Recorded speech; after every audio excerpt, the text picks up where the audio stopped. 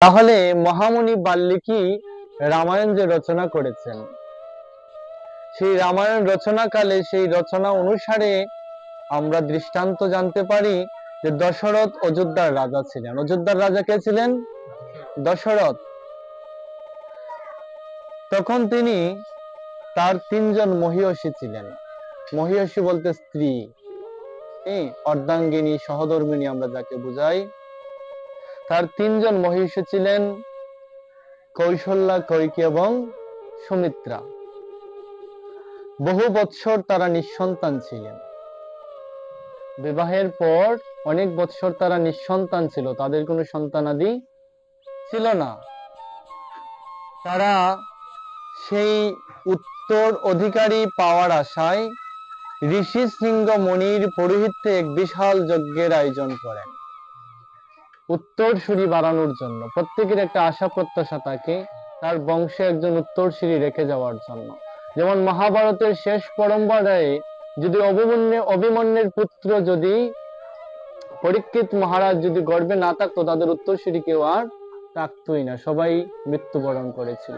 তদারূপী রাজা দশরথ চেয়েছিল যে যেন তার উত্তরসূরি বেঁচে থাকে, উত্তরসূরি অর্থাৎ উত্তর অধিকারী যেন হয়, তার রাজ্যটাকে ধরে রাখার জন্য।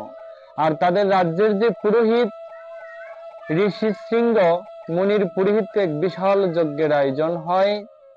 সেখানে রাজা দশরথ যজ্ঞের শেষে অগ্নিদেব সেই যজ্ঞ থেকে বের হয়ে আশীর্বাদ স্বরূপ এক বাটি মিষ্টান্ন উপহার দেয়, যেটাকে পায়েস বলে। এক বাটি কি দেন?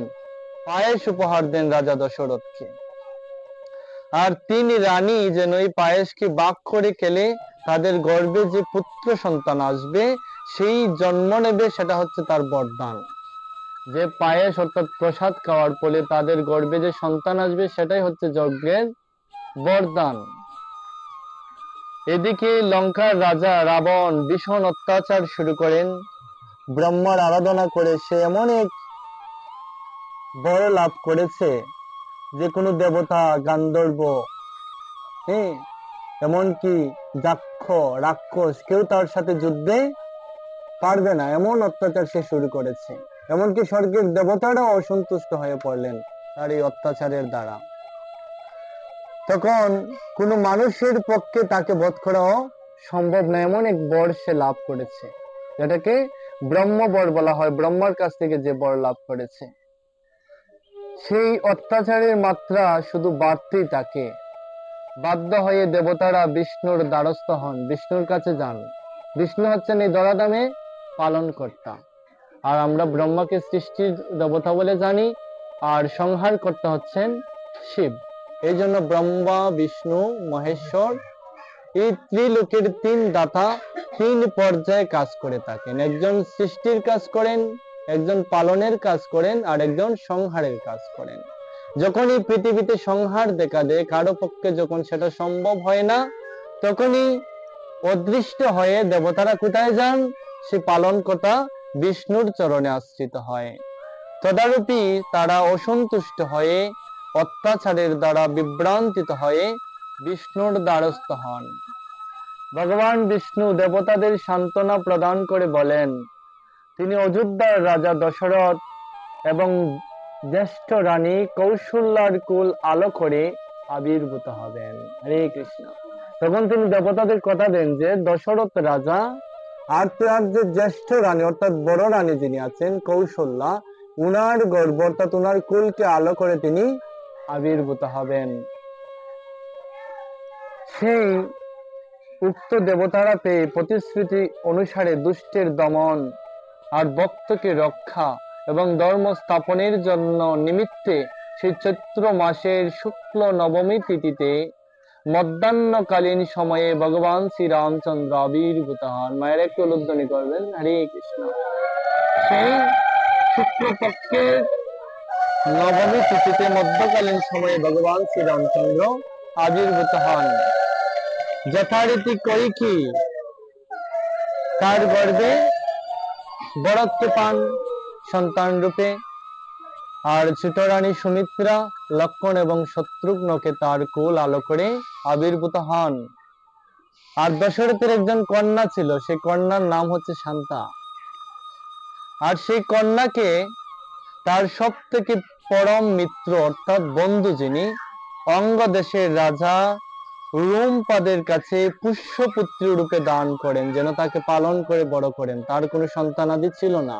আর এই দশরথের কন্যা শান্তাকে সে তার পরম মিত্রের কাছে পুষ্যপুত্রী রূপে দান করে দিলেন। রোমপাদ সেই কন্যা শান্তাকে বিবাহুক মুনির পুত্র ঋষু সিংহের কাছে বিবাহ দিয়েছিলেন। এই যে তাদের বংশ পরম্পরায় যে আচার বিধি লীলা। আর ভগবান রামচন্দ্র রাজা জনক নন্দিনী সীতা দেবীকে লীলায় পুষ্টি সাধনের জন্য স্ত্রী রূপে তিনি গ্রহণ করেছিলেন। তোর মধ্যে অনেক ঘটনা ঘটেছে না? আমরা শুধু এখন আবির্ভাবটা জানলাম, কিভাবে রামচন্দ্র কিসের জন্য এই পৃথিবীতে আসলেন। আর ইনি আসার পূর্বে এবং আসার সময় সেই অযোধ্যায় যে একটা শান্তি ছিল, হ্যাঁ, একটা আনন্দ ছিল, সে ভাবটা কিভাবে হঠাৎ করে নষ্ট হয়ে গেল, আবার কিভাবে পুনরায় সেই অযোধ্যায় শান্তি প্রতিষ্ঠিত হলো, সেই লীলাটা আজকে আমরা একটু আস্বাদন করবো। হরে কৃষ্ণ। তার মধ্যে অনেক ঘটনা ঘটেছে। রাম পিতৃসত্য পালনের জন্য 14 বছরের জন্য বনে গেলেন। বনে গিয়ে সীতা দেবী হরণ হলো। সেই লঙ্কার রাজা সীতার কি ছায়া রূপকে হরণ করে নিয়েছিল, মূলটা না। ছায়াকে তিনি হরণ করে নিয়েছিল। সেই সময় সীতা দেবীকে উদ্ধার করার জন্য বানরদের সঙ্গ হলো। সেই বানর সৈন্যরা রামচন্দ্রের সঙ্গ করলো, সেতু বন্ধন করে লঙ্কায় গেল। এইভাবে সীতা দেবীকে উদ্ধার করে আবার প্রত্যাগমন করলো। সে পুনরায় কিভাবে আবার সেই অযোধ্যায় শান্তি ফিরে এলো এবং কি কারণে সেই অযোধ্যায় অশান্তি হয়েছিল, সেই তত্ত্বটা আজকে আমরা আস্বাদন করবো। হরে কৃষ্ণ। আমরা আজকালকার দিনে আমরা রামায়ণ পড়ছি না। রামায়ণ অনেকে চিনবেই না। আমাদের প্রজন্ম যারা আছেন, আমাদের পূর্ব যারা আছেন, অর্থাৎ আমাদের পরে যারা এই ধরাধামে এসেছেন, তাদেরকে জিজ্ঞাসা করলে, এখন রামায়ণ আগে আমরা ছোটবেলায় যখন ক্লাস 5-এর বইয়ে পড়তাম, রামায়ণের 7টা কাণ্ড, 500টি স্বর্গের দ্বারা সেই রামায়ণ রচিত, এবং সেই রামায়ণে 24,000 শ্লোক আছে। রামায়ণের তত্ত্বগুলো আজকে আমরা জানি না। আর এই রামায়ণকে কেন্দ্র করে আমাদের জগৎ সংসারের এমন কোনো প্রশ্নের উত্তর নেই যে রামায়ণের চরিত্র পাওয়া যাবে না। হরে কৃষ্ণ। এই ধরাধামে ত্রেতা যুগে রাম চরিত্রে আর দাপর যুগে পরম কৃষ্ণচন্দ্রের চরিত্রে এই জগতের সমস্ত, এই সংসারের সমস্ত প্রশ্নের উত্তর পাওয়া যায়। তদারূপে এই জন্য রামচন্দ্রকে পুরুষোত্তম বলা হয়। তাহলে আজকে আমাদের এই জগৎ সংসারে একটা অশান্তির কারণ হচ্ছে, আমরা যখন দেখবেন নিজের সংসারে কোনো ঝগড়া হয়, আজকে রামায়ণকে উল্লেখ করে আমি বলছি, যদি কারো পরিবারে অশান্তির সৃষ্টি হয়, বিশৃঙ্খলা কিন্তু লাগতেই পারে, ভাইয়ে ভাইয়ে বিবাদ, পিতায় পুত্রে বিবাদ, লাগতেই পারে। তখন এই সংসারের যে একটা অশান্তির কারণ হয়ে দাঁড়ায়, সেটা কি জন্য দাঁড়ায়? আপনার সংসারের ঝগড়ার মাঝখানে যদি কোনো তৃতীয় ব্যক্তি আসে, মনে রাখবেন তৃতীয় ব্যক্তিটা কিন্তু খুবই একটা অলক্ষণীয় বিষয়। আপনার ঘরের ঝামেলা, আপনার ঘরের মিটমাট, সেটা যদি আপনি করতে পারেন ভালো, আর যদি কোনোদিন তৃতীয় ব্যক্তিকে এনে ঢুকান, তাহলে কিন্তু আপনার সংসারে অশান্তি ছাড়বে না। সেটা রামায়ণের শিক্ষা। কি জন্য এই শান্তি তথা আনন্দের মাঝে, কি জন্য তো শান্তির সৃষ্টি হলো অযোধ্যায়? রামচন্দ্রকে কৌশল্যা তথা কৈকেয়ী, সুমিত্রা, 3 রানী নিজের সন্তানের মতো তারা প্রত্যেক সন্তানকে লালন পালন করেছেন। কার সন্তান? কৌশল্যার সন্তান রাম। কোনোভাবে আলাদাভাবে দেখে নাই তারা। নিজ সন্তান নিজ চোখকে অর্থাৎ নিজ সযত্নে তারা লালন পালন করেছেন। কৈকেয়ী কখনো বলে নাই যে রাম আমার সন্তান না। সর্ব অবস্থায় কৈকেয়ী ভাবতেন যে রাম আমার সন্তান, আমার বড় ছেলে। এইভাবে তিনি লালন পালন করেছেন। যখন রাজ্যাভিষেক হবে, রাজ্যাভিষেক যখন হবে, প্রভু রামচন্দ্রকে যখন রাজার উপাধিতে রাজ্যাভিষেক হবে, তখন সে আনন্দে কৈকেয়ী মহারানী কিন্তু দান করেছিল, পরম দান। আনন্দে আত্মহারা হয়ে, আমার বড় ছেলে আজকে রাজা হবে, রাজ্যাভিষেক হবে। আনন্দে সে দান করতে শুরু করলো। রাজ্য ভান্ডার থেকে স্বর্ণ মুদ্রা বড় বড় আকারে দান করতে শুরু করলো। আর তার একজন দাসী ছিল, নাম জানেন? মন্থরা। এই যে তৃতীয় ব্যক্তির কথা আসবে এখন।